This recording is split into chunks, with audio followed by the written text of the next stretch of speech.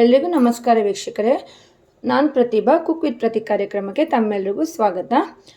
ಇವತ್ತು ನಾವು ಈ ಸ್ಪೈನ್ ಗಾರ್ಡ್ ಅಂದರೆ ಕೊಂಕಣಿನಲ್ಲಿ ಪಗಿಲ್ ಅಂತ ಹೇಳ್ತಾರೆ. ಇದ್ರದ್ದು ಫ್ರೈ ಹೇಗೆ ಮಾಡೋದು ಅಂತ ನೋಡೋಣ.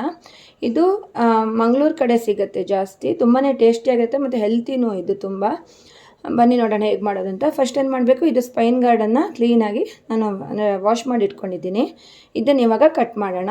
ಇವಾಗ ನಾನಿದು ಉದ್ದುದ್ದಕ್ಕೆ ಕಟ್ ಮಾಡ್ತಾಯಿದ್ದೀನಿ. ರೌಂಡ್ ಬೇಕಾದ್ರೆ ಕಟ್ ಮಾಡ್ಬೋದು, ಉದ್ದನೂ ಕಟ್ ಮಾಡ್ಬೋದು.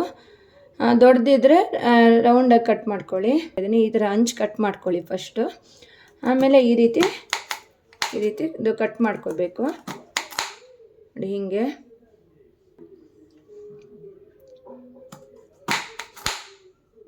ನೋಡಿ ಈ ರೀತಿ ಕಟ್ ಮಾಡಿ. ಇದ್ರ ಒಳಗಡೆ ಬೀಜ ಇರುತ್ತೆ. ಇದನ್ನು ತುಂಬ ಹೆಲ್ತಿ ತಿಂದರೆ, ಇದ್ರಲ್ಲಿ ಬ್ಲಡ್ ಜಾಸ್ತಿ ಆಗುತ್ತೆ ಅಂತಾರೆ. ತುಂಬ ಹೆಲ್ತಿ ಇದು. ನಾನು ಎಲ್ಲನೂ ಈ ರೀತಿ ಕಟ್ ಮಾಡಿ ಇಟ್ಕೊಂಡಿದ್ದೀನಿ. ಇದಕ್ಕೆ ಇವಾಗ ಇದು ಮಸಾಲೆ ಹಚ್ಚಬೇಕು. ಮಸಾಲೆ ನಾನು ಯಾವ್ದು ಯೂಸ್ ಮಾಡ್ತಾಯಿದ್ದೀನಿ ಅಂದರೆ, ನನ್ನ ಚಾನಲಲ್ಲಿ ಹಾಕಿದ್ದೀನಿ ಆಲ್ ಪರ್ಪಸ್ ಮಸಾಲ ಅಂತ. ಅದೇ ನಾನು ಇದಕ್ಕೆ ಹಾಕ್ತಾಯಿದ್ದೀನಿ. ಇದಕ್ಕೆ ಇಂಗ್ರೀಡಿಯೆಂಟ್ಸ್ ಆಲ್ರೆಡಿ ನಾನು ಅದರಲ್ಲಿ ಹಾಕಿದ್ದೀನಿ.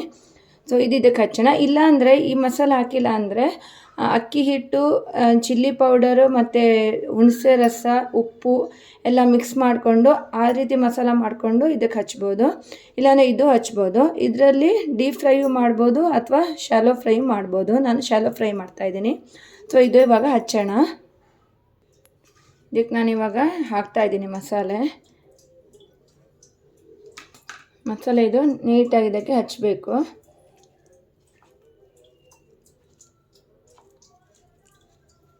ಎಲ್ಲನೂ ಹಚ್ಚಿ ಎಲ್ಲದಕ್ಕೂ ನೋಡಿ. ಇದಕ್ಕೆ ನಾನು ಎಲ್ಲದಕ್ಕೂ ಹಚ್ಚಿದ್ದೀನಿ ಮಸಾಲೆ. ಇದು ಒಂದು ಅರ್ಧ ಗಂಟೆ ಹಾಗೆ ರೆಸ್ಟಿಗೆ ಇಡಬೇಕು. ಅಂದರೆ ಅದು ಉಪ್ಪು, ಹುಳಿ, ಖಾರ ಎಲ್ಲ ಅದಕ್ಕೆ ಇದಾಗಬೇಕು ಅಂತ ಒಂದು ಹಾಫ್ ಆನ್ ಅವರ್ ಇಡಬೇಕು. ಇದಿವಾಗ 1 ಅವರ್ ಆಗಿದೆ ಅದು ಮ್ಯಾರಿನೇಟ್ ಆಗಿ. ಇವಾಗ ಇದು ಫ್ರೈ ಮಾಡೋಣ. ಇದಕ್ಕೆ ನಾನು ಒಂದು ದೋಸೆ ಪ್ಯಾನ್ ಇಟ್ಟಿದ್ದೀನಿ, ಕಾವಲಿ ಇಟ್ಟಿದ್ದೀನಿ. ಇದು ಬಿಸಿ ಆದಮೇಲೆ ಇದಕ್ಕೆ ಎಣ್ಣೆ ಹಾಕ್ಕೊಳ್ಳಿ. ನಾನು ಇದಕ್ಕೆ ಕೊಕೊನಟ್ ಆಯಿಲ್ ಹಾಕ್ತಾಯಿದ್ದೀನಿ. ಅಂದರೆ ಸ್ಮೆಲ್ ಚೆನ್ನಾಗಿ ಬರುತ್ತೆ ಅಂತ ನಾನು ಕೊಕೊನಟ್ ಆಯಿಲ್ ಹಾಕ್ತೀನಿ ಯಾವಾಗಲೂ ಫ್ರೈ ಮಾಡಬೇಕಾದ್ರೆ. ಸೊ ಈ ರೀತಿ ಕೊಕೊನಟ್ ಆಯಿಲ್ ಹಾಕ್ಕೊಳ್ಳಿ. ನೋಡಿ ಇದಕ್ಕಿದು ಇವಾಗ ಹಾಕೋಣ. ಅಂದರೆ ಇದಕ್ಕೆ ಆ್ಯಕ್ಚುಲಿ ರವೆ ಹಾಕ್ಬೋದು, ಬಟ್ ನಾನು ರವೆ ಹಾಕ್ತಾಯಿಲ್ಲ. ರವೆ ಹಾಕಿದ್ರೆ ನಂಗೆ ಅಷ್ಟು ಇಷ್ಟ ಆಗೋಲ್ಲ ಅಂತ ನಾನು ಹೀಗೆ ಫ್ರೈ ಮಾಡ್ತಾಯಿದ್ದೀನಿ.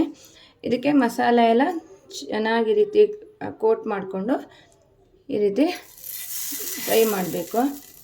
ಎಲ್ಲನೂ ಇದೇ ರೀತಿ ಹಾಕ್ಕೊಳ್ಳಿ. ನೋಡಿ ಇನ್ನೊಂದು ಹಾಕ್ತಾಯಿದ್ದೀನಿ, ಹಿಂಗೆ ಹಾಕ್ಕೊಳ್ಳಿ. ನೋಡಿ ಇದು ನಾನು ಇವಾಗ ಎಲ್ಲ ಹಾಕಿದ್ದೀನಿ. ಇದಕ್ಕೆ ಸ್ವಲ್ಪ ಆಯಿಲ್ ಮೇಲ್ಗಡೆ ನಾನು ಹಾಕ್ಬೋದು, ಇಲ್ಲ ಇದಕ್ಕೆ ಸೈಡಲ್ಲಿದೆ ಅಂತ ನಾನು ಈ ರೀತಿ ಆಯಿಲ್ ಮಧ್ಯೆ ಹಾಕೋದು ಹಿಂಗೆ ಮಾಡ್ತಾಯಿದ್ದೀನಿ. ಇದಿವಾಗ ಮೀಡಿಯಮ್ ಫ್ಲೇಮಲ್ಲಿ ಒಂದು 10 ಮಿನಿಟ್ಸ್ ಆದರೂ ಫ್ರೈ ಆಗಬೇಕು. ಮುಚ್ಚಳ ಮುಚ್ಕೊಂಡು ಫ್ರೈ ಮಾಡಿ. ಇವಾಗ ಒಂದು ಸೈಡ್ ಫ್ರೈ ಆಗಿದೆ. ಇದಿವಾಗ ಎಲ್ಲನೂ ಉಲ್ಟಾ ಹಾಕ್ಕೋಬೇಕು.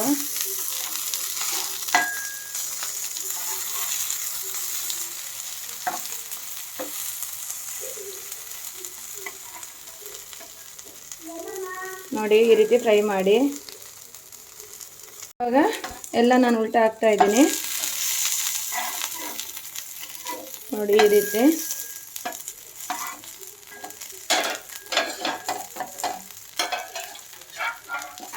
ಎಲ್ಲ ಫ್ರೈ ಮಾಡ್ಕೊಳ್ಳಿ.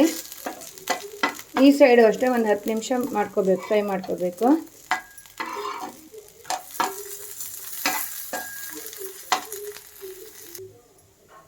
ನೋಡಿ ಇದಿವಾಗ 2 ಸೈಡ್ ಫ್ರೈ ಆಗಿದೆ. ಇವಾಗ ಗ್ಯಾಸ್ ಆಫ್ ಮಾಡ್ಕೊಳ್ಳಿ.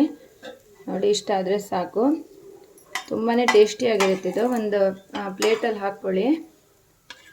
ಡೀಪ್ ಫ್ರೈಯು ಮಾಡ್ಬೋದು ಇದರಲ್ಲಿ, ಬಟ್ ಶಾಲೋ ಫ್ರೈ ಮಾಡಿದ್ರೆ ತುಂಬಾ ಟೇಸ್ಟಿಯಾಗಿರುತ್ತೆ ಅಂತ ನಾನು ಶಾಲೋ ಫ್ರೈ ಮಾಡ್ತಾಯಿದ್ದೀನಿ. ನೋಡಿ ಈ ರೀತಿ ಹಿಂಗಾಗುತ್ತೆ. ಈ ರೀತಿ ಮಾಡಿಕೊಡಿ. ಎಲ್ಲನೂ ಹಿಂಗೆ ಹಾಕ್ಕೊಳ್ಳಿ. ನೋಡಿ ಇದು ಇವಾಗ ಆಗಿದೆ. ತುಂಬಾ ಟೇಸ್ಟಿಯಾಗಿರುತ್ತೆ. ನೀವು ಎಲ್ಲರೂ ಒಂದ್ಸತಿ ಟ್ರೈ ಮಾಡಿ ನೋಡಿ. ಇವಾಗ ಇದು ಆಗಿದೆ. ತುಂಬಾ ಟೇಸ್ಟಿಯಾಗಿರುತ್ತೆ ಮತ್ತು ಹೆಲ್ತು ಕೂಡ ತುಂಬಾ ಒಳ್ಳೆಯದು. ನೀವು ಎಲ್ಲರೂ ಒಂದ್ಸತಿ ಟ್ರೈ ಮಾಡಿ ನೋಡಿ.